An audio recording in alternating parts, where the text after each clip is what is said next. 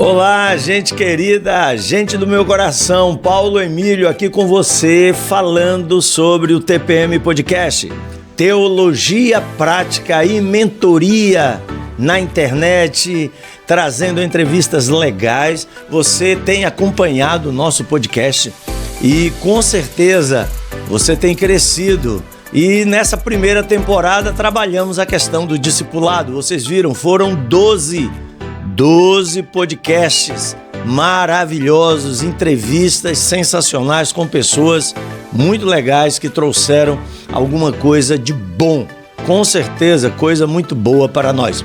E agora, nessa nova temporada, nós vamos falar sobre religiosidade e graça.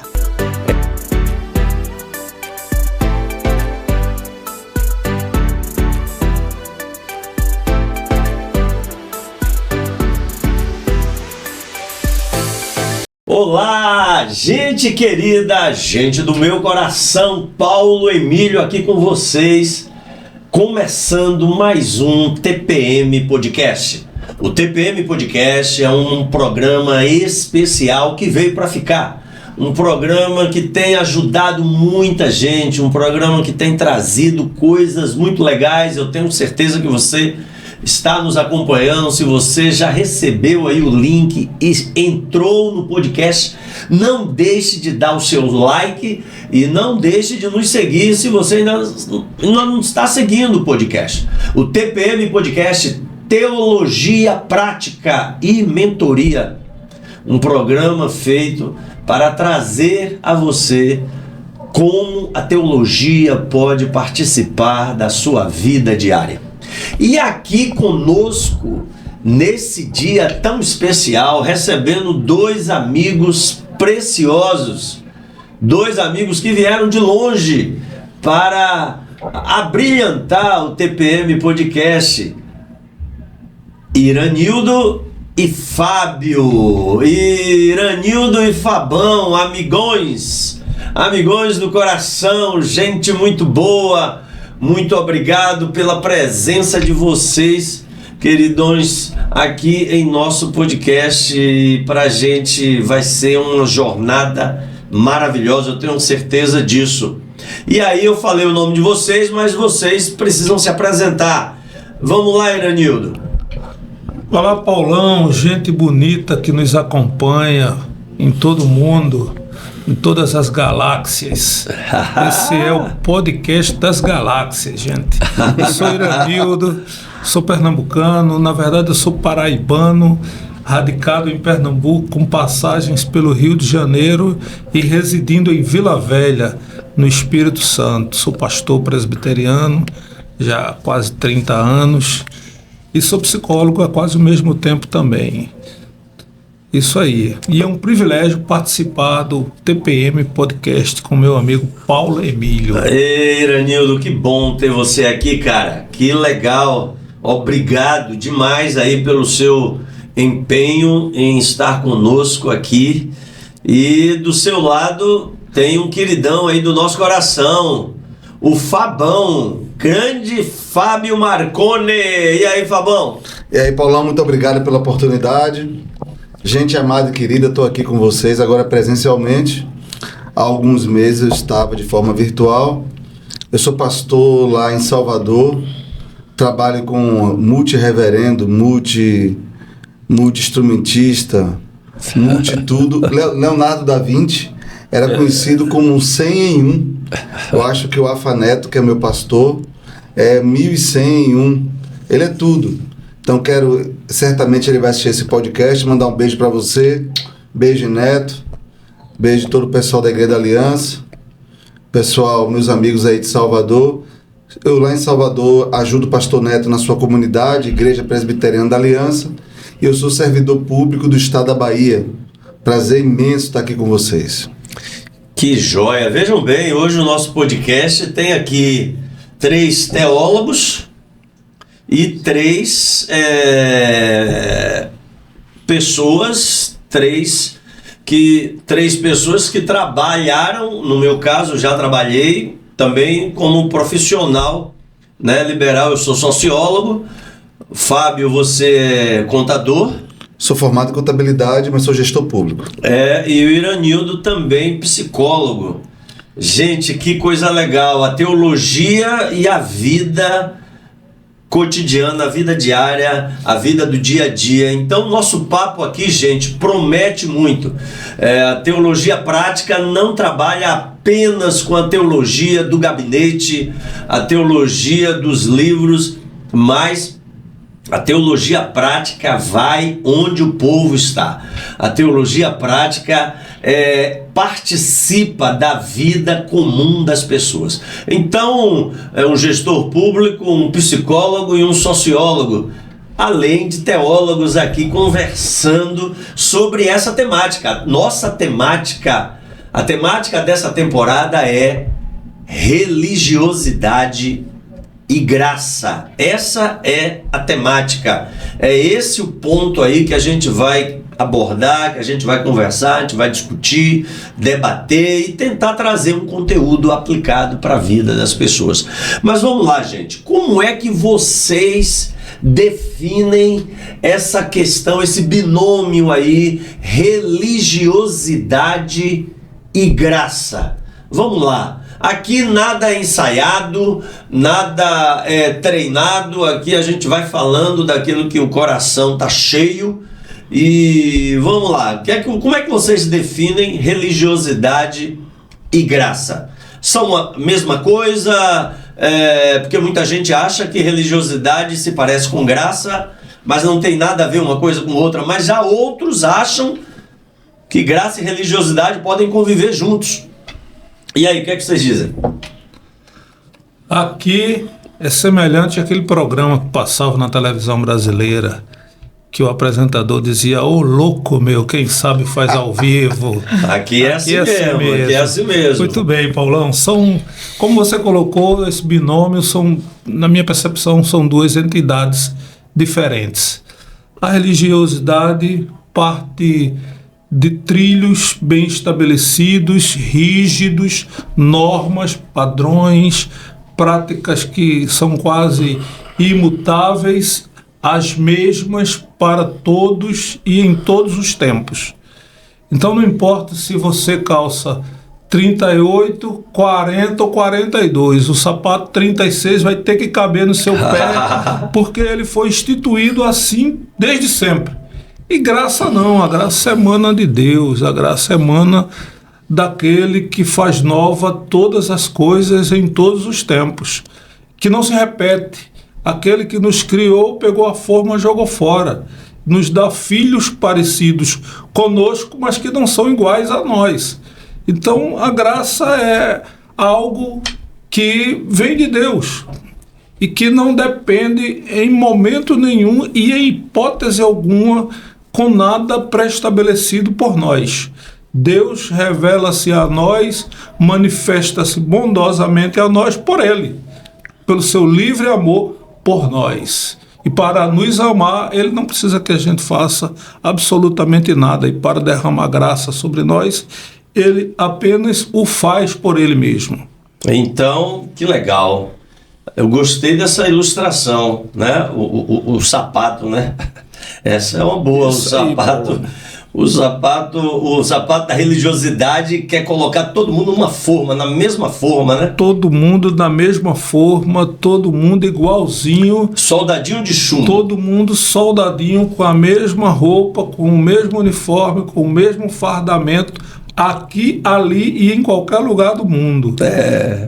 Não respeita as culturas. Não respeita as culturas, não respeita a singularidade, que a propósito Deus nos fez singulares, não respeita a história, não respeita a caminhada de cada um, não respeita absolutamente nada. Então o sujeito, ele vem da Europa para o Brasil e o Brasil tem que se tornar Europa porque ele está aqui. Ou o brasileiro vai para a África e lá na África ele tem que tornar o africano brasileiro dentro da perspectiva de fé religiosa, de cultura brasileira, não respeitando aquilo que é próprio do africano. Assim é a religiosidade. Que legal, muito bom, muito bom. E aí, Fabão, Como é que você define religiosidade e graça?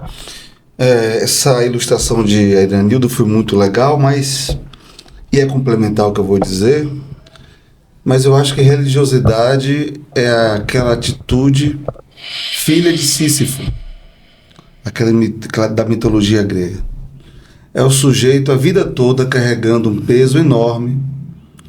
Quando chega no cume do monte, esse peso que ele carregou a vida toda, na tentativa de cumprir um preceito, de cumprir um acesso, de cumprir uma regra, de cumprir uma satisfação da divindade, lá em cima, a pedra que ele carregou com tanto esforço rola novamente, e ele desce novamente e vai infinitas vezes nessa roda de hamster, tentando levar a pedra para um lugar onde ela não vai ficar.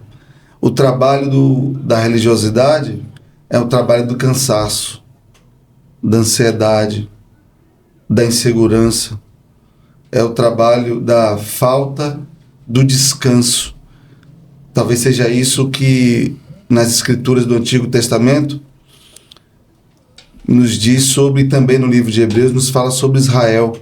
Israel era um povo que adorava a Sísifo. Eles faziam com grandes esforços jejuns, oblações, sacrifícios, cumprimento de regras, mas sempre voltava ao ponto inicial.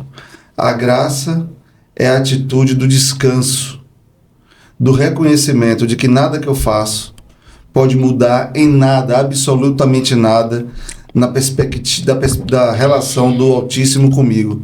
Ele me ama e ponto final. Amar é verbo intransitivo, direto. Não precisa de complemento. O religioso quer complementar.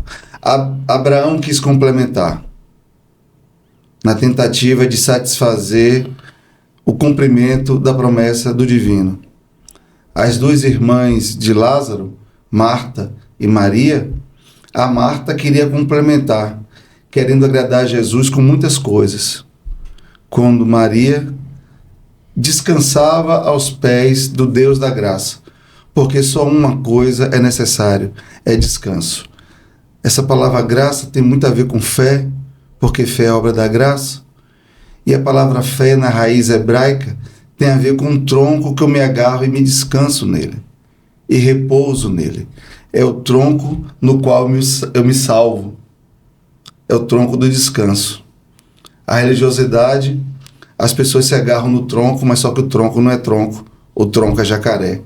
Você vai acabar sendo devorado por ele.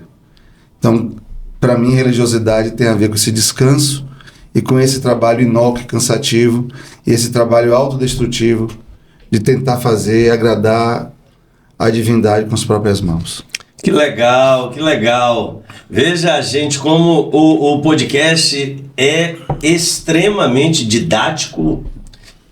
Você aqui aprende de várias maneiras. Se você ainda não deixou o seu like, por favor, faça isso. Encaminhe esse podcast para outras pessoas. É importante que muita gente ouça e veja esse podcast, porque nós queremos, e essa é uma das missões aqui do TPM, nós queremos influenciar uma nova geração de cristãos que queiram viver o evangelho de maneira genuína, e tudo que já foi falado aqui nos encaminha nessa direção. Mas eu também quero falar, gente, eu não posso me esquecer dos nossos parceiros.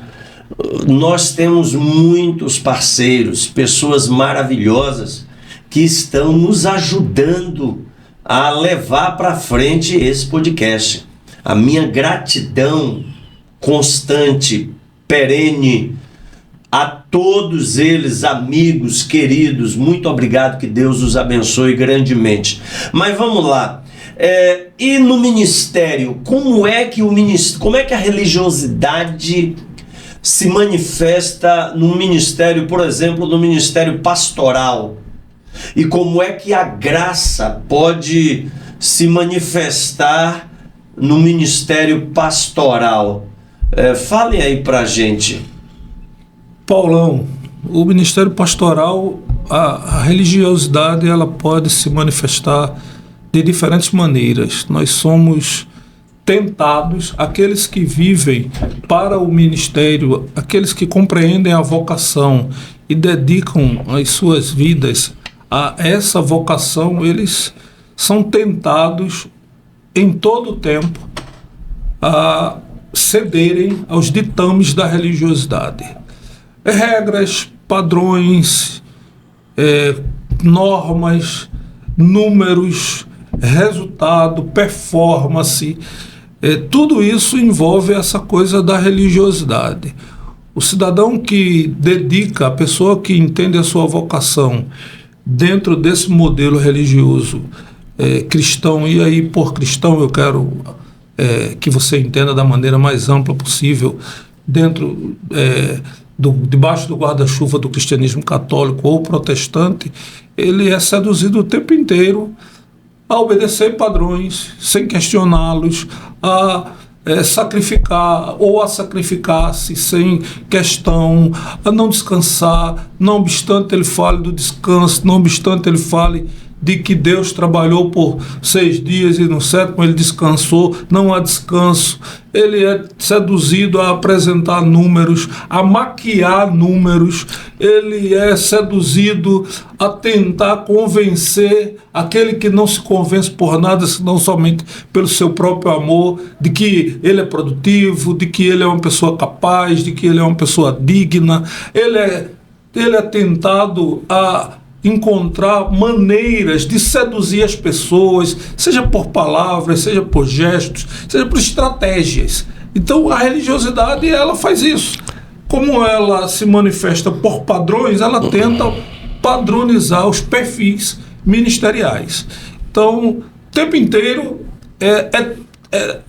aquele que vive para o ministério é tentado a replicar maneiras. Isso aqui deu certo ali, isso aqui deu certo em tal lugar, vamos repetir.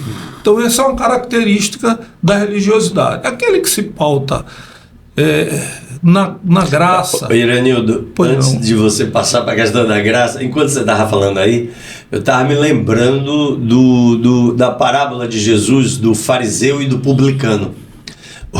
O fariseu passando o currículo dele diante de Deus, né? Para tentar convencer Deus de que ele era uma pessoa maravilhosa, que precisava ser aceito. Enquanto você estava falando, é bem ministerial isso às vezes, né? Exatamente, é bem ministerial, seja na perspectiva do cristianismo católico, seja na perspectiva do cristianismo protestante, evangelical. Isso é bem próprio da vocação. Se a gente olhar nesse universo dos Estados Unidos e do Brasil, isso é forte demais, né? Infelizmente.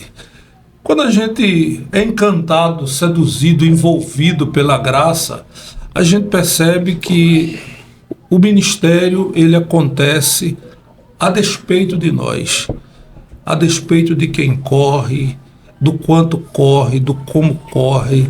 O ministério, ele flui porque graciosamente Deus se move no tempo da história, nos usando a despeito das nossas limitações, fragilidades, porque essa graça se manifesta por meio de vasos de barros, que somos todos nós. Então, para falar, para abençoar, para alcançar as pessoas, para curar a alma, para tratar os corações, Deus apenas vai ao encontro ou vem ao encontro das pessoas. Deus não pede nada das pessoas.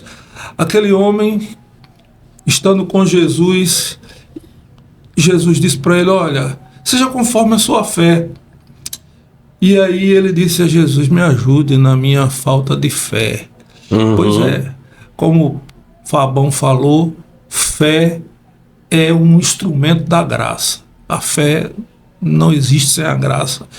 O homem disse: não consigo tê-la, né? A minha é frágil. E Deus, não obstante a isso, fez. Jesus, não obstante a isso, realizou o milagre. E assim ele faz no ministério. E às vezes a gente fica assim, porque no ministério do fulano acontece isso, acontece aquilo. E aí ousamos perguntar ao fulano. E aí ele apresenta a estratégia. Ele mostra o caminho da religiosidade. Eu faço isso, eu faço aquilo, faço aquilo outro, a receita. Ele não consegue dizer assim, olha, não sei te dizer porquê, apenas conheço aquele que faz. Não é por mim, é por ele. Não é que nem um cego que falou assim, eu não conheço, não sei de onde é que ele é, o que eu sei é que eu era cego e agora estou vendo. Você está falando aí e eu me lembrei de Larry Crabb. Larry Crabb, no livro O Silêncio de Adão, ele fala sobre a teologia da receita. Pessoas que trabalham com uma teologia da receita querem colocar as ações de Deus dentro de uma forma, enquanto ele vai comparar a teologia da receita com a teologia da graça. Quando a gente anda baseado na teologia da graça, a gente anda sem saber o que vai acontecer e como vai acontecer, né? A gente simplesmente se move no meio da escuridão, dependendo apenas de Deus e não das nossas receitas, né? Exatamente, Paulão, exatamente isso. O Evangelho, que é a pessoa de Jesus, ele se move pelos caminhos diversos da vida e ele perpassa pessoas que estão vivendo ou inseridas muito dentro de um padrão que a gente entende que são pessoas bacanas, bonitas, mas ele perpassa as pessoas moribundas, os maltrapilhos da vida, porque é graça, né? Mais uma vez, não depende de quem quer ou de quem corre, não depende da forma, da beleza, do gel no cabelo, do pouco cabelo, do muito cabelo, no cabelo da moda, não é? Depende daquele que maravilhosamente faz tudo em todos. Maravilha, maravilha. E aí, Fabão? E quando que no ministério a religiosidade entra em conflito com a graça? Eu acho que todo ministro de ministério pastoral, todo pastor, às vezes se esquece que ele também foi ovelha. E ele foi criado debaixo de um sistema. E esse sistema agora, ele não consegue romper com o mesmo. Ele vai reproduzir tudo aquilo que ele aprendeu. E os seminários, eles não fazem, seminários teológicos, a maioria deles não faz com que reflitamos, com que cheguemos a conclusões diferentes, não faz com que a gente não tenha um olhar para o passado de questionamento. Então ele faz com que seja reforçado conceitos e valores que estão debaixo, não da graça, mas debaixo de um conteúdo, de uma égide da religião, religiosa. E o sujeito, quando assume um púlpito, assume uma comunidade, para cuidar dela ministerialmente, ele reproduz tudo aquilo que ele aprendeu, tanto no seminário, e o seminário também, por sua vez, reproduz e é a caixa de ressonância. E ele é também o agente de condicionamento ideológico da igreja, das comunidades. Então ele chega sem poder fazer essa ruptura, porque ele é vítima, ele é um sequestrado da religiosidade. Então, se ele não passar por uma metanoia, por uma transformação, se ele não passar por uma crise de fé que o balance, para mostrar que a religiosidade nada mais é do que cansaço, do que perda de tempo, nada mais é do que o anti-evangelho, porque o evangelho de Jesus é o evangelho de que sem mim nada podereis fazer. O evangelho de Jesus é o evangelho de que é meu, somente meu, todo o trabalho. O teu trabalho é descansar em mim. Então ele impõe sobre a comunidade a qual ele está pastoreando peso que ele também carregou. Ele não chega desanuviado, ele chega pesado, sobrecarregado, exigente. E essa palavra de sobrecarregado, quando Jesus falou: vinde a mim todos vós que estáis cansados, cansado. Eu vejo muita comunidade que cansa o ser humano, cansa quem assiste online, cansa aquele que gasta às vezes o último centavo de um ônibus para ir assistir e presenciar um arremedo de culto, um arremedo de expressão saudável. E Jesus falou justamente num contexto em que as pessoas estavam cansadas e sobrecarregadas dos pesados fardos que os senhores da lei impuseram sobre elas.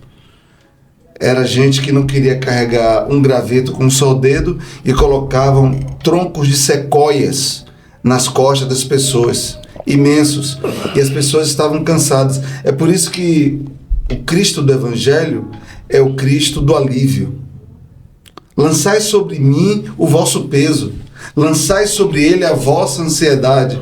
E as pessoas caem num sistema religioso que tem a intenção de escravizar. É escravizado com imposições de tarefas para o presente e é escravizado pelo medo do futuro. O inferno torna todo mundo refém. Eu uma vez aconselhei uma senhora jovem que estava passando por tratamento, terapia psiquiátrica, com psicanalista, psicólogo também. E ela frequentou durante um tempo um presídio presídio de religião, que o diretor do presídio, o pastor, falou assim: quem sair desta comunidade vai sofrer uma desgraça. Depois disso, ela já queria sair há muito tempo. Antes disso, depois de ouvir isso, quis sair, mas só que nessa ambiguidade, se eu sair e eu sofrer, e se ele tiver certo? Ela estava com medo de sair de casa, estava com medo de pegar um ônibus, estava com medo de atravessar a rua e precisou de uma intervenção medicamentosa e terapêutica para aliviar a dor daquele fardo, que é um fardo criminoso, diga-se de passagem. Salvo engano, o Congresso Nacional está engavetando um projeto de lei que trata sobre assédio espiritual. Esse projeto de lei tem que ser desengavetado o mais rápido possível, porque nós somos um país em que líderes oprimem, escravizam as pessoas, colocando sobre elas pesos que nem eles, nem os próprios pais puderam suportar. Então, às vezes, o pastor assume a igreja, dando para a igreja aquilo que ele aprendeu.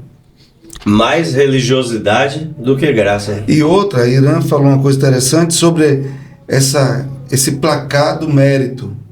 Você vai fazer, você pode, você tem capacidade de trazer de volta para a comunidade, você pode trazer frutos para a comunidade. E, geralmente esses frutos estão relacionados a pessoas as quais têm moedas no bolso para fortalecer o esquema religioso, para fortalecer a base, o estofo financeiro daquela comunidade, e eles vão se ampliando. E essa ampliação se dá com base no medo, na coerção, com base na escravização, com base no sequestro impiedoso, nojento e anti-evangelho. O evangelho que é Jesus falou para as pessoas: o meu jugo é suave e o meu fardo é leve, ande comigo. Em momento nenhum da caminhada de Jesus, o verbo que se fez carne, ele pesou.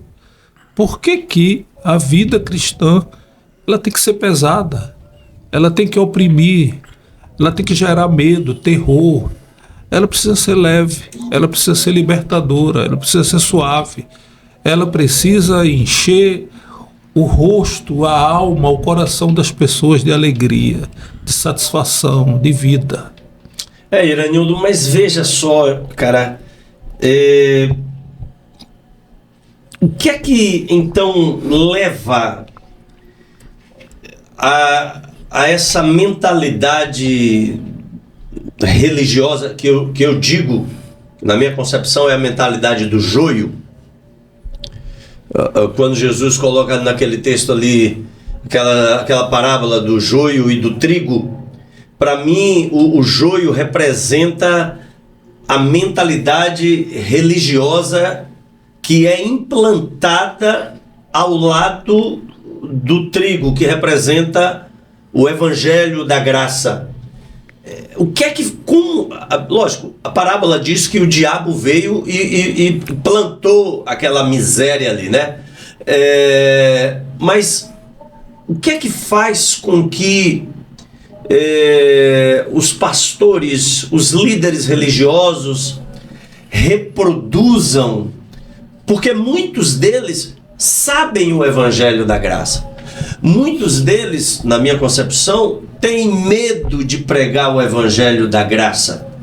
Porque pregar o evangelho da graça é pregar contra o controle do outro, né? O controle denominacional. Mostrar para as pessoas que as pessoas são amadas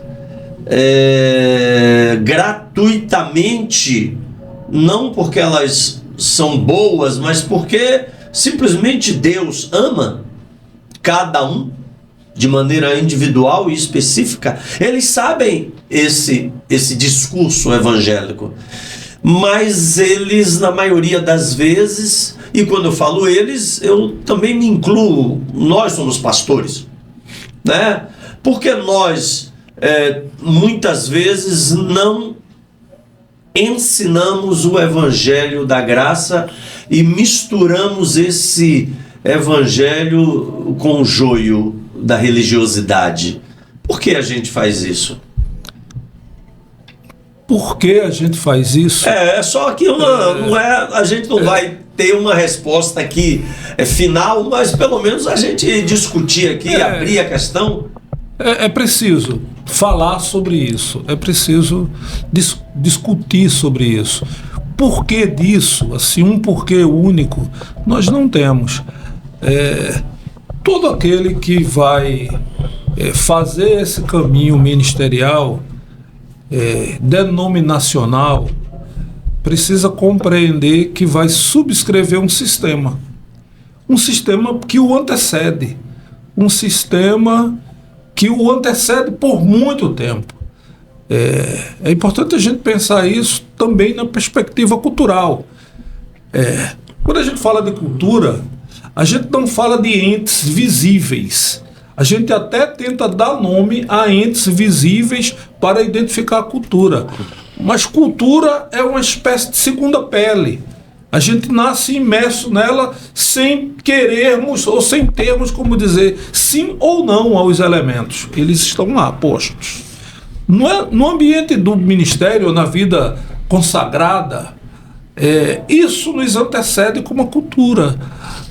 Aquele que é da denominação A, B ou C, ele nasce envolvido nesse sistema. E quando ele percebe a vocação, num primeiro momento, ele percebe a vocação dentro desse sistema. É esse sistema que diz para ele: você é vocacionado. Para desenvolver essa vocação, você precisa ir para a escola teológica tal.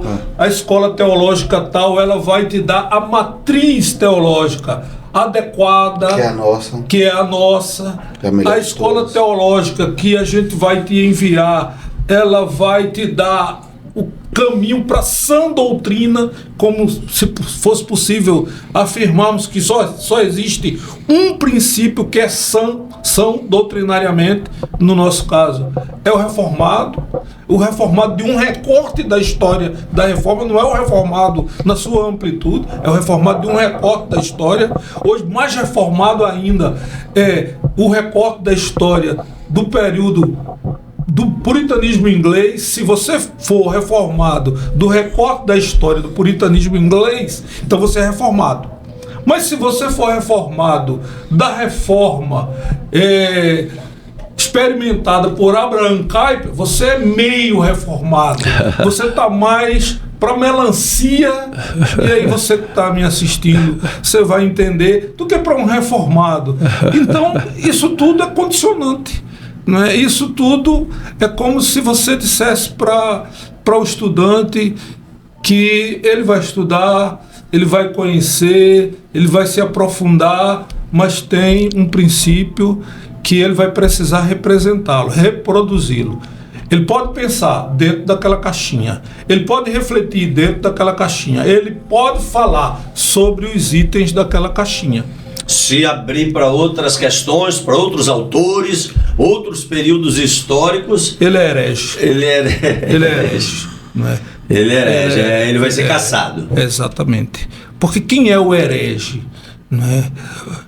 É o que pensa diferente. É o que pensa etimologicamente, diferente. A palavra heresia vem do que pensa diferente. Mas, Fabinho, o herege hoje já foi ortodoxo ontem. Pois é. E para deixar de ser herege hoje, aí ele precisa voltar a reafirmar determinados conceitos que eventualmente ele tenha tangenciado esses conceitos. Então isso não define a heresia com relação à verdade de Deus. Então quer dizer que ele é quase que obrigado a ensinar uma maneira de pensar presa a um contexto. Quando a gente usa a expressão obrigado, é forte, não é? Mas ele é treinado a isso. Ele é treinado a isso, ele é condicionado a isso. Se ele vai para um lugar onde ele só lê um conteúdo, ele só tem informações sobre um viés, ele só sabe sobre um princípio, ele tem um olhar condicionado sob uma perspectiva, usa só uma lente para ler a escritura, para interpretar a escritura, para ler o tempo, para interpretar o tempo, para se chegar às pessoas, ele é condicionado. Não é? Ele não é obrigado, mas ele é condicionado. É colocado uma venda nele. Entendi. Aí fica difícil, né, Fábio, fugir da religiosidade, fugir do joio, né? Não tem como fugir em sentido amplo pelo seguinte. Talvez o texto que possa definir melhor essa questão da religiosidade, da graça, seja um texto muito anterior ao texto do joio e do trigo. Porque é um texto que é fundado em religiosidade e graça, que é o texto que fala sobre Abel e Caim, duas alianças. A religiosidade é própria, teológica, é própria da humanidade decaída. A religiosidade é fruto do homem caído, do homem que não consegue enxergar um palmo além do seu nariz, do homem ilúmino, sem luz. Nesse texto de Abel e Caim, você vê bem distinto graça e religiosidade. Primeiro, Caim traz uma oferta pirotécnica, belíssima, uma plasticidade maravilhosa de cores, sabores, frutos, aromas do campo, extraídos com o exercício do seu próprio esforço, com sua própria mão. Fica imaginando aquele cesto de frutos oferecidos por Caim a Deus, como ele lavou as cenouras, como ele soube descascar as cebolas para dar uma aparência melhor, como ele botou leguminosas organizadas de forma degradê, como ele ornamentou aquele cesto de oferta. Ele levou o fruto do seu esforço, do seu intelecto, da sua capacidade de produção para Deus. Ele levou o fruto do que fez com as mãos, não levou o coração. Porque religiosidade é com mão, é com pé, é com bolso, é com suor, é com queima de neurônio. A graça não precisa nada disso. Quando ele leva, por não ter levado com o coração em integridade, por estar com o coração muito díspare daquela cesta bela, Deus fala assim: não aceitei nem a sua oferta, nem aceito você. Já o irmão dele falou assim, estou parafraseando, viu, gente? O que é que eu vou levar para expressar o que a divindade fez por mim, o que ele representa na minha vida? O que é que eu posso fazer como elo, como pagamento também, como expressão da importância dele para mim? Eu não tenho nada em mim mesmo que possa representar o quanto ele é importante para mim e o que ele fez por mim. E já que eu não tenho por mim mesmo, eu vou pegar um substituto, porque eu não posso. A oferta de Abel é a oferta da falência. A religiosidade diz que você não faliu, você pode. É por isso que coaches têm nascido nos berços da religiosidade. Você pode, você consegue. Enquanto que a graça é a declaração de que eu não posso, de que eu preciso. Se o Senhor não fizer, nada está feito. O sacrifício de Abel era horrível. Não era um sacrifício estético. Imagine um animal degolado, língua para fora, como é próprio de ovinos que são abatidos, ovinos ou caprinos que são abatidos. Sangue por todo o corpo. Era uma visão cruenta, caótica. Mas aquela visão caótica, sem nenhuma beleza estética, é a visão da renúncia de si próprio. Então, a natureza de Adão, que habitava em ambos, prevaleceu no filho Caim. Eu vou fazer algo para agradar a Deus, mesmo que eu desagrade a meu irmão. Porque Deus fala assim, mas rapaz, por que descaiu o teu semblante contra teu irmão? Não é certo que se você se arrepender, se você parar com essa morte contra o seu irmão, que eu vou te aceitar? Aí é que você pega esse texto daqui de Gênesis e vai lá no texto de 1 João, que fala o seguinte, como é que você pode dizer que ama o seu irmão? A quem você não, que ama a Deus a quem você não vê? E não ama o seu irmão a quem você vê. Porque Deus escolheu, estabeleceu amor, relacionamento com Ele, não é através de uma verticalidade. Deus escolheu o relacionamento com Ele através da horizontalidade. Coração íntegro diante de Deus não é um coração que eu vou para a igreja me salvar. Isso aqui é coisa da religiosidade. Eu vou para a igreja cumprir os mandamentos para que eu passe a semana livre de um assalto, de uma doença, de um infortúnio, de uma dívida. Então eu vou para a igreja cumprir, que a religiosidade manda isso, uma regra. Eu vou aplacar a ira da divindade. E aí você não olha para o irmão que está no seu lado, você passa diante de uma pessoa que está com fome, você não estende a mão com pão para saciar aquela fome. Mas você está indo cumprir um pré-requisito, um preceito para aplacar a ira da divindade.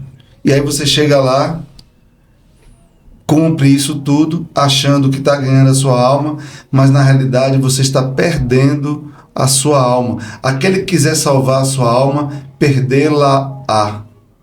Por isso que lá no texto de capítulo 27, capítulo 26 de Mateus, nos últimos capítulos de Mateus, Jesus fala o seguinte, olha, presta atenção vocês aí. No último dia o Filho do Homem virá e muitos dirão, Senhor, Senhor, Senhor, em teu nome eu expulsei demônio, porque eu tinha capacidade de expulsar demônio. Em teu nome eu curei, em teu nome eu fiz isso. Jesus vai dizer para essa galera, nunca vos conheci, apartai-vos de mim. Parta-mil daqui, não quero saber nada com vocês. Porque eu estava com fome, olha a horizontalidade, e não me deste de comer. Eu estava com sede e não me deste de beber. Jesus não fala assim, eu estava lá no culto, acima do templo, do altar, eu estava com sede de culto. Eu estava com sede de cântico. Eu estava com sede de oração responsiva. Eu estava com sede de prelúdio, de interlúdio, de oração de confissão. Deus não tem sede de nada disso. Deus não precisa do culto de ninguém. Se culto for uma manifestação da espiritualidade sem envolvimento e amor com o próximo, isso não é culto. Isso é religiosidade. Não estou querendo dizer que essas coisas não devam existir. Deve existir. Aí para outro Jesus vai dizer: vinde a mim, vós, filhos do meu Pai, para o descanso eterno que Ele preparou para vocês. Porque eu estava com sede e vocês me deram de beber. Eu estava com fome e vocês me deram de comer. Boa. Senhor, quando foi que fizemos isso? Todas as vezes. Nós nunca te conhecemos, Jesus. Mas todas as vezes que vocês fizeram a um desses pequeninos, a mim fizeste. Boa. Você falou aí desse texto e eu me lembrei daquele texto lá de Mateus, do Sermão do Monte, em que Jesus diz assim: olha, se você vai entregar a sua oferta e se lembrar que seu irmão tem alguma coisa contra você, deixe no altar sua oferta, vai, reconcilia-te com o seu irmão e depois volta para entregar a oferta. Então Jesus, ele não está querendo... É interessante, né, que quando a gente lê o Evangelho, a gente vê um Jesus andando na contramão do que hoje é ensinado, do que hoje é pregado em muitos púlpitos, né? Quer dizer, Jesus, ele não está preocupado se o cara vai entregar a oferta, se o cara vai entregar o dízimo dele. Jesus está preocupado com o relacionamento, né? Em curar o relacionamento. Que adianta eu ir lá na igreja, levantar a mão, bater palma, entregar minha oferta, cantar, e o coração cheio de amargura, cheio de inimizade? Aquilo dali para Jesus não serviu de nada, né? É muito interessante como que a religiosidade afeta, né, a vida da gente. Agora, vamos caminhar aqui. Qual a teologia saudável para ajudar a gente... ajudar as pessoas? Eu estou pensando aqui em como que as pessoas podem ser ajudadas por uma teologia saudável para vencer a religiosidade. Ô Paulão, toda a teologia que revela o verbo que se fez carne e habitou entre nós como gente, toda teologia que revela o servo sofredor, toda teologia que nos apresenta o Cristo, que olhamos para Ele e não vimos formosura, e que olhou para nós cheio de graça e amor, ela é saudável. Toda teologia que nos leva para a compreensão de um reino de triunfo, de um reino de conquistas, toda teologia que nos promete encher os celeiros, uma vida vitoriosa o tempo inteiro, toda teologia que nos afasta da realidade da vida e do próximo, ela é sem vida, ela é dotada de valor nenhum para Deus. E toda teologia que diz para nós que esse verbo que se fez carne e habitou entre nós, assim o fez por amor a nós, sem exigir nada de nós, ela é saudável. Toda teologia que convida as pessoas a negarem-se a si mesmo e andarem com Ele, com o Cristo ressurreto, o Cristo vivo, e que é preciso que a gente diga, quando ressuscitou, Ele ressuscitou com as marcas dos pregos com os quais Ele foi pregado.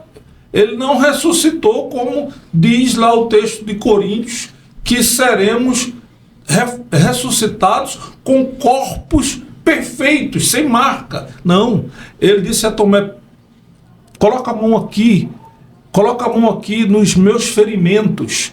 Pois é, o Cristo da Bíblia é o Cristo das marcas da vida. Nós precisamos nos aproximar, precisamos ser aproximados. As pessoas precisam conhecer o Cristo gente, não o fantasma. As pessoas precisam chegar perto do Cristo pessoa, não de um personagem mágico, não de um nome que faz milagres acontecer, mas de uma pessoa que interage com as outras pessoas, uma pessoa que que se compadece, que chora quando perde, que sente dor.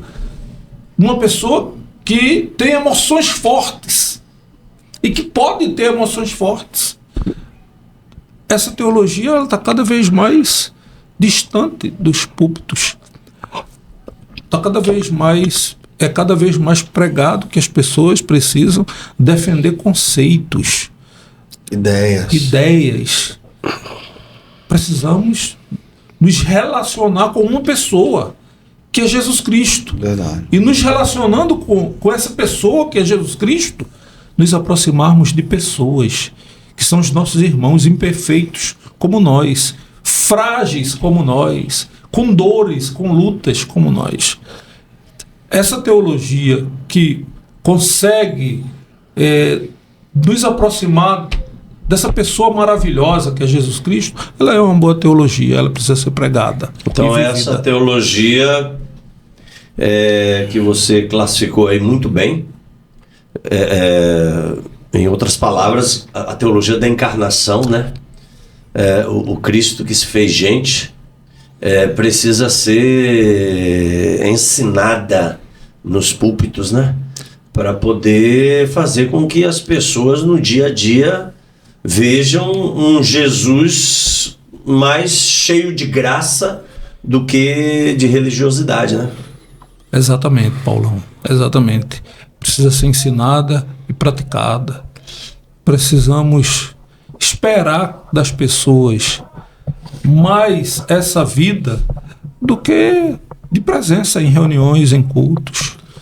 A espiritualidade das pessoas, e a nossa também, ela não pode ser medida por quantas vezes a gente participa de um culto, por quantas visitas a gente fez, por quantas vezes nós pregamos, por quantas Bíblias nós entregamos, quantos folhetos nós entregamos. Isso não mede a espiritualidade, isso mede a religiosidade, o quanto religioso nós somos e o quanto religioso nós treinamos as pessoas para serem. Uhum. E aí, Fabão, o que é que você acha? Na realidade, essa expressão ver um Jesus mais cheio de graça do que religiosidade não cabe, porque ele veio em graça e em verdade. Então Jesus não tem nada a ver com religiosidade. Isso não significa dizer que Jesus não tem a ver com espiritualidade. Por exemplo, ninguém está dizendo que o exercício devocional não deva ser praticado. Mas exercício devocional sem exercício fraternal não serve para nada. Ele veio em graça e em verdade, porque se a gente quiser construir uma teologia desprovida de religiosidade, a gente precisa ouvir a voz do profeta lá no Antigo Testamento que falou assim: Israel, voltem para a rocha da qual vocês foram escavados. A gente precisa voltar para Cristo. Tão somente isso. E de um Cristo liberto de qualquer sequestro, de qualquer insígnia sobre ele, de qualquer imposição. Tem um quadro, eu não sei se é um quadro do Caravaggio, que há um homem sendo dissecado numa mesa. É um quadro onde há aquele contraste, talvez da época do Barroco, do contraste de luz e escuridão. Eu não sei se esse quadro é do Caravaggio não, mas é um quadro em que uma pessoa está sendo dissecada. Talvez seja um quadro de uma escola de medicina muito antiga, da Idade Média, medieval. Às vezes eu olho para aquele quadro e eu vejo que é uma tentativa da religiosidade de fazer o mesmo com Deus. Botar Deus em cima de uma mesa. E aí vai pegando artéria por artéria, veia por veia, vaso por vaso, músculo por músculo, tendão por tendão, osso por osso, para tentar decifrar como Deus é.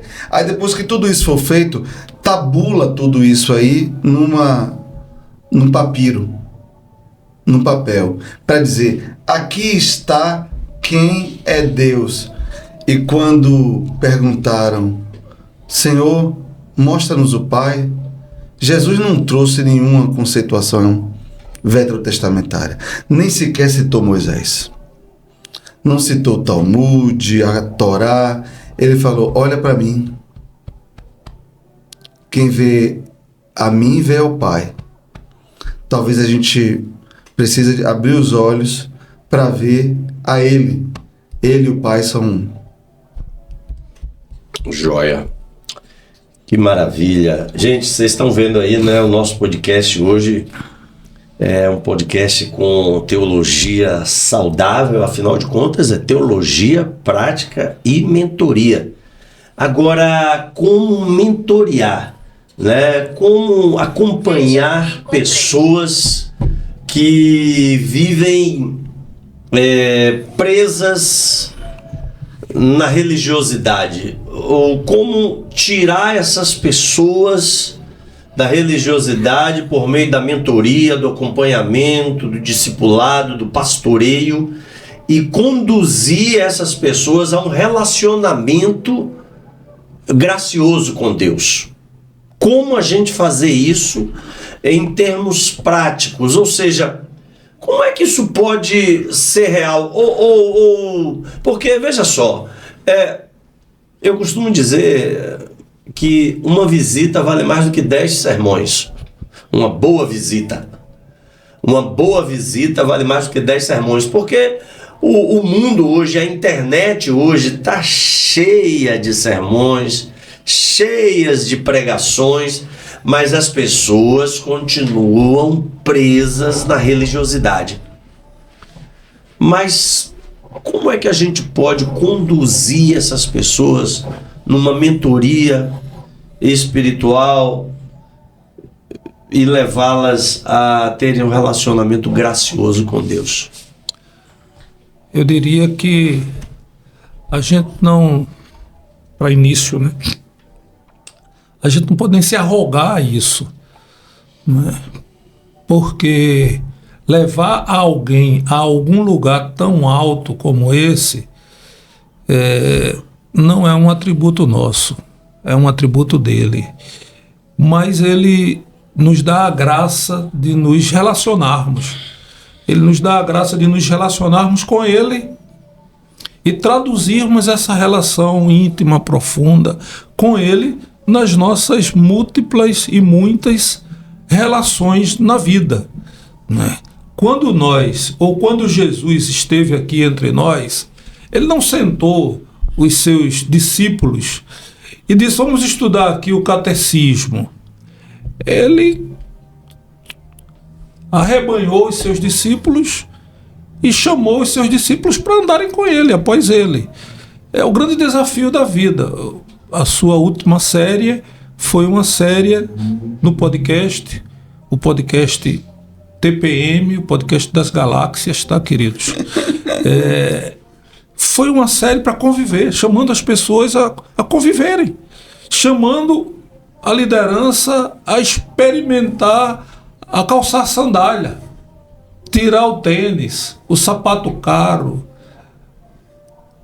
e colocar as sandálias, ou de pés descalços, caminharem com as pessoas. A gente só consegue ensinar a alguém alguma coisa convivendo com essas pessoas. Essas pessoas precisam ver na gente quem nós somos. A caminhada cristã, ela não pressupõe um que ensina e um que aprende. Ela pressupõe dois caminhantes. Ela pressupõe pessoas de mãos dadas andando pelo mesmo caminho, umas ajudando as outras, umas servindo as outras, umas servindo de amparo, de socorro, de acolhimento, de apoio às outras. Na hora que a gente, com a graça de Deus, ajudados por Deus, na hora que conseguimos isso, conseguimos mostrar para as pessoas o que é a caminhada cristã, sob a ótica daquele que nos chamou para conviver com ele. Ele não disse que nós somos servos, ele disse que nós somos amigos, e os amigos convivem. Os amigos sentam juntos, os amigos choram, os amigos se alegram, celebram, os amigos socorrem uns aos outros, os amigos enxugam as lágrimas, curam as feridas. Os amigos traduzem na vida aquilo que é fruto da vida com Deus. A gente na caminhada cristã, como líderes, conseguindo experimentar isso, a gente aproximará as pessoas de Deus.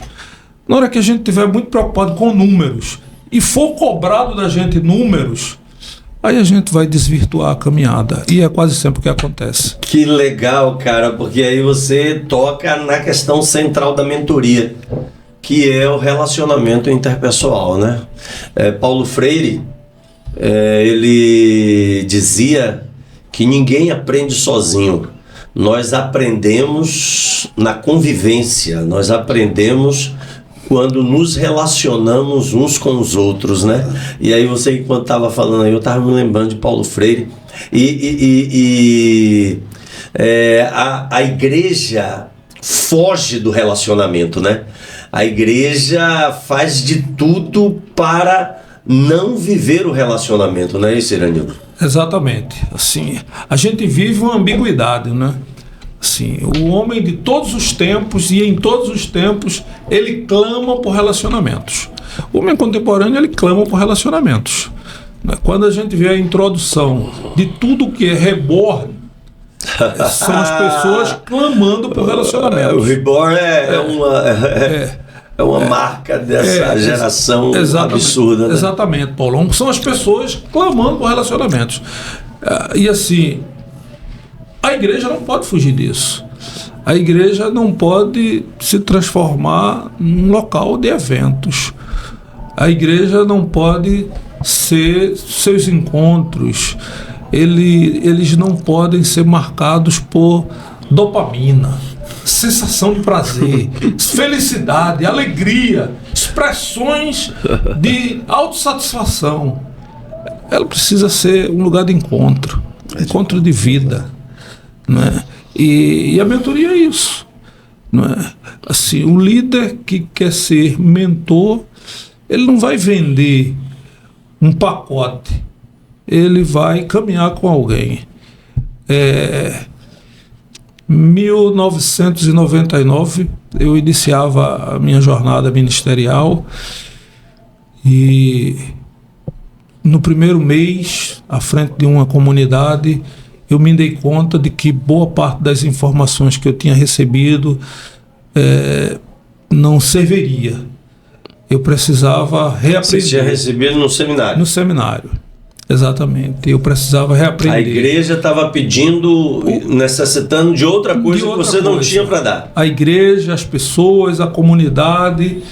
E aí eu procurei um pastor. Falei, pastor, eu não sei ser pastor. Eu não sei ser pastor. O que eu aprendi e tento pregar, as pessoas não entendem. E eu termino a cada domingo frustrado. E aí ele disse, olha, como você tem muitos pastores, Iranildo, eu gostaria de caminhar com você, mas eu estou caminhando com alguns colegas, eu tenho limitações, mas eu vou recomendar você a um irmão, que nem era pastor, era presbítero. Vou recomendar você a esse irmão, e ele vai caminhar com você. E aí eu procurei esse irmão e gentilmente ele atendeu a minha ligação, disse onde eu posso encontrá-lo. Eu falei, eu resido aqui no Seminário Presbiteriano do Norte, tal.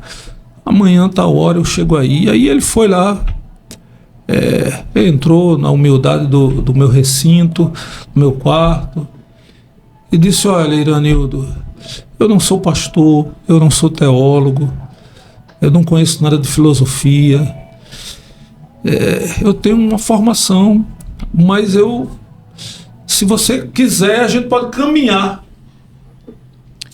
E aí, semanalmente, aquele irmão ia lá para caminhar comigo, para me ouvir, para chorar, para apontar alguns caminhos. E eu fui encontrando vida nessa caminhada com esse irmão.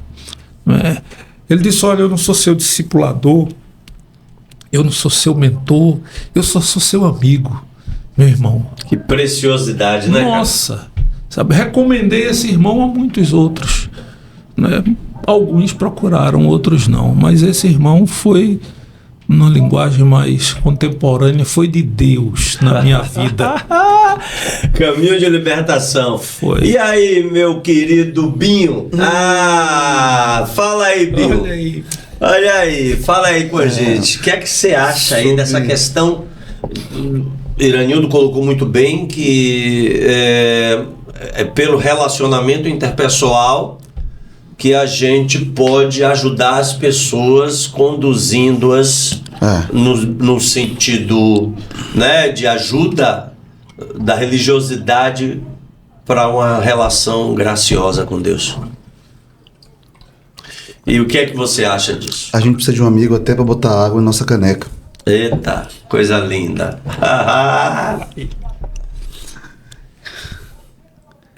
Eu já fui em um templo lá em Salvador, não me lembro qual. Nem vou fazer questão de memorizar, de me relembrar. Que quando você entrava, tinha lá assim, na parede do fundo: o Senhor está nesse santo templo. Cale-se diante dele toda a terra. Eu sei. Gente, aquilo me deu uma tristeza. Porque o templo ali é o templo da anulação do outro. Se eu estou num lugar que eu não posso conversar com alguém... Já reparou que nesses círculos, ou circos também, a depender, religiosos, a criança não pode às vezes correr, não pode falar. Menino, você está na casa do Senhor.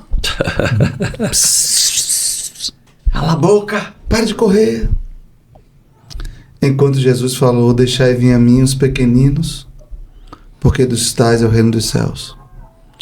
A coisa é tão perversa que até a arquitetura e a utilização de um texto fora de contexto, porque aquele texto não cabe para templo, até porque hoje o templo somos nós. Engraçado que o sujeito chega ali e vê: cale-se diante dele toda a terra, mas depois o pastor vai ler o seguinte: se eu não pregar, se não houver quem seja enviado, quem irá? Se eu não falar, quem falará? Aí fica confuso. É para falar ou não é para falar? Então, eu ainda vejo, voltando ao que nós acabamos de conversar, que o caminho ainda é buscar aquilo que Cristo buscou. Mentoria não pode, uma mentoria saudável para o que você está propondo para a gente, não pode passar pela transformação da mente de Adão para a mente de Cristo. A gente precisa, não tem como o Irã muito bem falou, eu não posso levar a pessoa até lá, eu posso ter indicadores, porque isso é obra de Deus. Eu posso apontar, ter sinalizadores, ter placas. Eu acho que a melhor placa que a gente pode apontar para essa pessoa, o melhor vetor, é aquele vetor do capítulo 2 da epístola de Paulo aos Filipenses, daquela doutrina do kenosis, né, do esvaziamento, que Cristo, subsistindo em forma de Deus, não teve usurpação de ser igual a Deus, mas se tornou gente. Eu acho que nós precisamos orientar as pessoas para que elas se tornem gente, sejam humanas, porque o que eu tenho visto aí é gente desumana.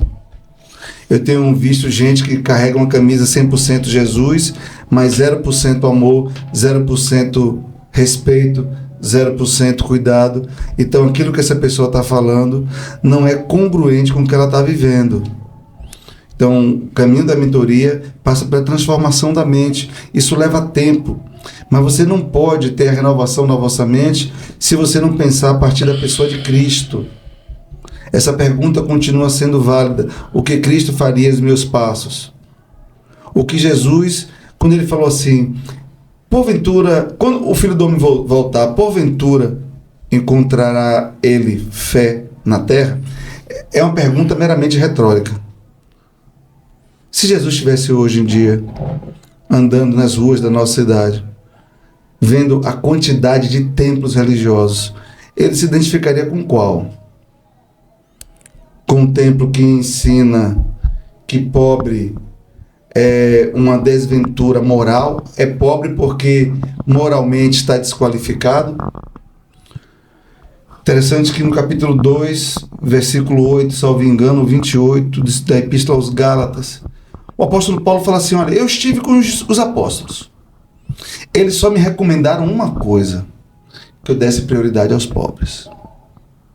O que é que a gente faz com esse texto? Como igreja que não quer pobre na sua porta. Uma igreja que não quer pobre no seu hall de membros. Que ser pobre é porque pecou. Pobre é sinônimo de pecado. O que é que a gente faz? Como é que eu olho para uma comunidade dessa? Ela está desumanizada. Aí Jesus nos traz aquela parábola esquecida de Lucas 10, do bom samaritano. Passou o sacerdote, passou o levita, cada um cumprindo os seus requisitos e pré-requisitos, os seus conceitos e preceitos religiosos. Ninguém deu atenção àquele homem que estava quedado, ferido no caminho.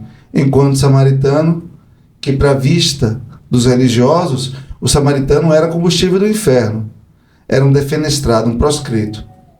Foi justamente aquele samaritano que cumpriu o evangelho.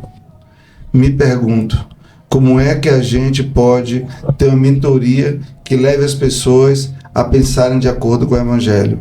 Jesus Cristo é a chave para tudo.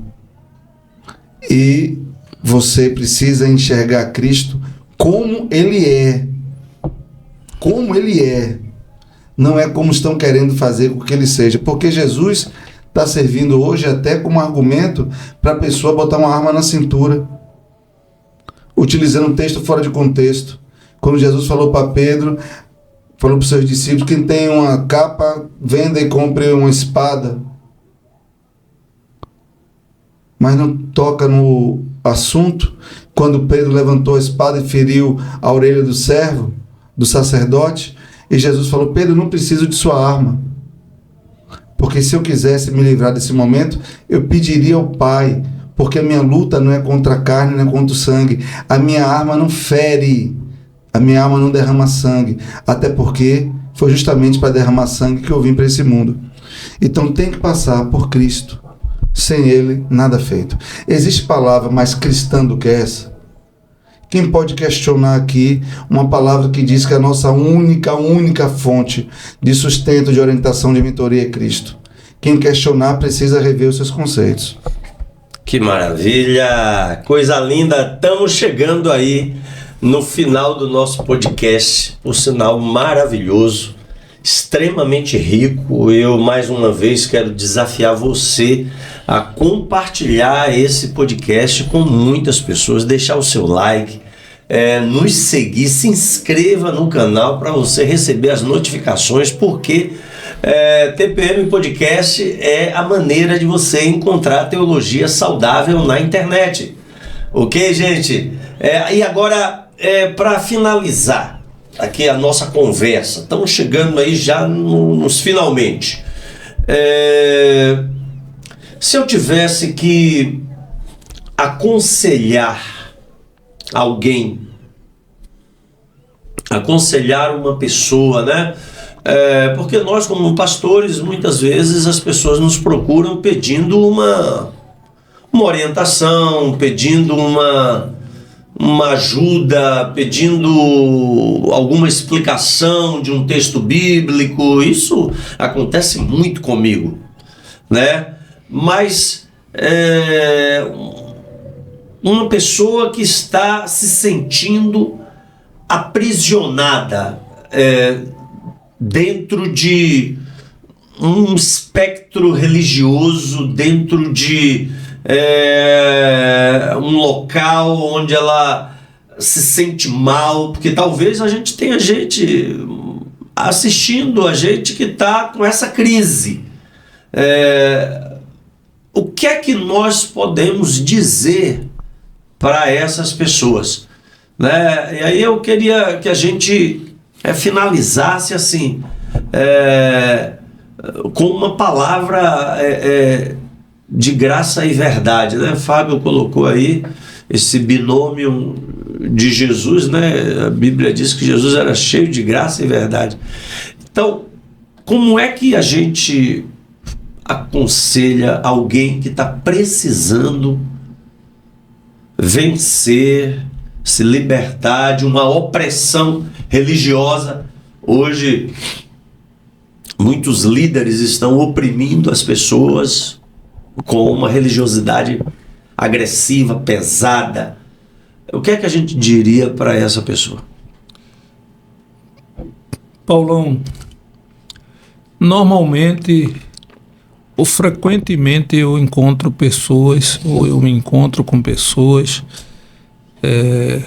com questões semelhantes a essa ponderação que você fez.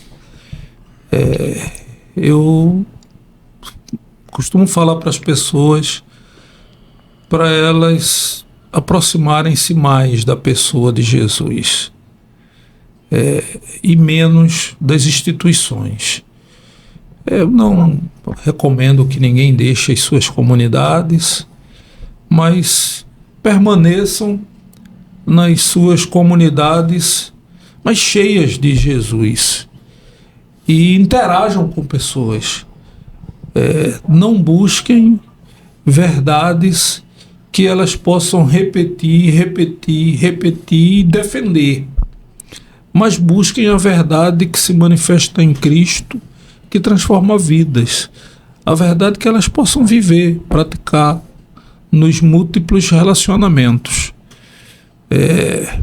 Volto a falar do verbo. Relacionem-se com o verbo, com a pessoa, com Jesus Cristo. Façam isso, experimentem isso e partilhem isso nos seus arraiais. Não entrem em pelejas epistemológicas, porque não leva ninguém a lugar nenhum, senão somente amargurar o coração, embrutecer a alma e distanciar-se de pessoas. Mas interajam com pessoas amorosamente, acolham gente e permitam-se ser acolhidas por gente, encontrando Jesus de Nazaré pelo caminho. Maravilha. E você, Fabão? Iranildo é um doce, né? É uma pessoa. Ele é doce. Eu ia justamente aconselhar que a pessoa saísse da comunidade dela. Porque a depender de como ela tenha sido vilipendiada, aquilo não é um lugar para ela se manter, não. Mas Iranildo, com essa palavra adocicada, equilibrada dele, me fez refletir que há casos e casos. Se você estiver num local onde a sua dignidade for atingida, for ofendida, como por exemplo, muitas comunidades, a mulher apanha o marido, o líder religioso sabe, e ele diz assim: não se separe de seu marido, nem dê queixa contra ele. Fuja o mais rápido possível dessa comunidade da morte, porque você vai morrer. O homem que dá um murro hoje pode dar um tiro amanhã. Não são raros os casos de pastores que dão esse conselho, e dias depois ele tem que fazer o sepultamento da ovelha que ele mal aconselhou. Mas a gente precisa fazer diferença, sermos sal da terra e luz do mundo. Então, se não for um caso extremo que ofenda a sua paz, a sua dignidade, se for um caso apenas de um mero incômodo, continue lá sendo sal da terra e luz do mundo. Continue lá sendo uma palavra dissonante e uma palavra até de libertação para os seus amigos que lá estão. Já que comunidade não é lugar para você prestar declarações principalmente, não é lugar onde você vai cumprir ritos principalmente, mas é lugar onde você vai se relacionar. Então dê prioridade aos relacionamentos, permaneça lá, ame, cuide e seja farol para iluminar essas pessoas. Seja um sal para salgar essas pessoas. Seja um bálsamo para aliviar as dores dessa pessoa. Eu falei para Iranildo nesses dias, que eu estou na casa dele, muito bem hospedado, por sinal. Eu aconselho a todos que estão me ouvindo, se hospedem na casa de Iranildo. Eu ontem amanheci com um café da manhã digno de um rei. Tomei o coco espumante mais saboroso de todo o sudeste brasileiro. E eu conversava com o Iranildo o seguinte: Irã, Talvez uma das missões que nós temos hoje que encarar é a missão de pregarmos em sinagogas, no lugar onde a religiosidade deturpou a Escritura, deturpou a palavra do Messias, a pessoa do Messias. Talvez hoje nós precisamos nos levantar nas comunidades para dizer quem Jesus é, de fato e de verdade. Que maravilha! Benção, benção, benção. Muito bom, muito bom, muito bom. Gente, espero que vocês tenham gostado muito desse podcast. E antes da gente terminar aqui, eu quero que os meus amigos dêem a última palavra, se despeçam, mandem beijos, abraços e muito obrigado mesmo pela presença de vocês. E que Deus os abençoe grandemente, tá bom? Um abraço, um beijão em Tássia, um beijão em Luciana, minha linda querida. Olha, muito obrigado pela presença de vocês aqui. Uma alegria, Paulão. Você já havia feito esse convite na série anterior, eu não pude, e agora é um privilégio, uma alegria. Não só participar do podcast, do TPM como podcast, como participar presencialmente. Que coisa, aqui. Que bênção, né? Ganhar essa caneca maravilhosa. Né? Vou tomar os meus cafés aqui, nessa caneca. Ele só toma café gourmet, viu, gente? E uma alegria participar. Queridos, vocês que nos acompanham aqui, siga lá a página, o perfil no Instagram do Pod Studios. Pod Studios. Isso aí, exatamente. Não deixem de seguir. Vai lá e no seu Instagram e segue lá a página do Pod Studios. E bora Bahia! Bora Bahia! Quero mandar um beijo também, pessoal de Salvador que está me ouvindo. Vou retransmitir esse link. Um beijo para a maior torcida de todo o Norte e Nordeste do Bahia. Meus amigos que estão... Há controvérsias. Há controvérsias. A questão agora não é essa. Vamos finalizar. Quero mandar um beijo para esses amigos meus, que se esse link chegar nessa torcida, vai disparar o número de visualizações. Com certeza vai bater recorde. Quero mandar um beijo para meus amigos de Salvador, todos eles, a maioria também, torcedores do Tricolor. Fique com Deus e bora Bahia. Gente, grande beijo. Beijão aí. Próximo TPM Podcast, não deixe de assistir, coisa muito boa tá vindo por aí. Valeu, gente, muito obrigado. Valeu, Filipão. Deus abençoe. Vamos lá.